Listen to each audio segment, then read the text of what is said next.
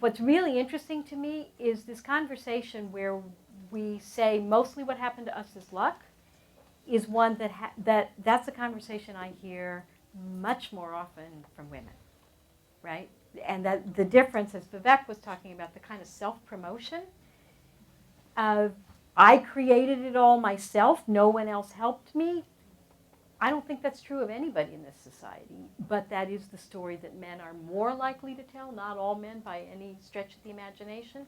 So I think figuring out what's luck, but what we really can take credit for about I saw this landscape and I made the right choice. And I think that's an important one. Angela, you're almost the exact opposite of Marissa in this case. A black woman, completely disadvantaged. I bet you didn't get into all the top universities and you didn't get 14 job offers. And I didn't even apply to any of those universities. Right. So. How did you transcend these problems? Honestly, I believe in luck, but I worked really, really hard. A lot of women are scared to work really hard at things, especially in the face of adversity. So I'm not sure if I really believe in luck, but I definitely believe in like distance traveled and like the circumstances under which you were born. But I also believe that I just worked really hard. So I would just chime in to say there's no question that hard work is really important. So I was going to say, I mean, yes, there's no question in the Google case that there was some luck involved and we were at the right place and the right time with the right idea. But that said, it was a lot of hard work.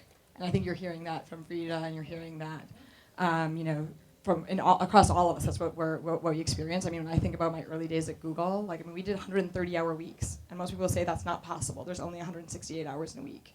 But if you don't go home and you don't shower and you don't eat down in the cafeteria, and you sleep under your desk for 2 hours a night, you can work 130-hour weeks. And I've done that.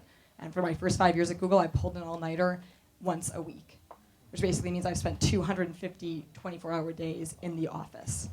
Right, so I mean, a lot of people think that Google just happened, and yes, it was at the right place in the right time, but it was also just an unbelievable. I mean, I get tired just thinking about how hard I worked. Sandy, you're also telling me stories about how hard you had to work.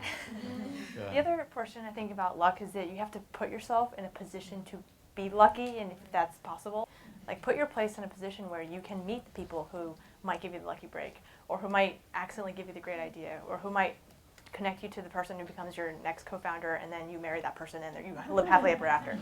So, you never know, right? But if you just stay there and you don't move and you stay in your comfort zone and you don't even actually sell yourself, like Vivek says, you're not going to even get the chance to do that. And I think that the important thing is that everybody here took a leap of faith somewhere along their career and said, I'm going to do something that I don't feel comfortable with, and that's okay. That's even great.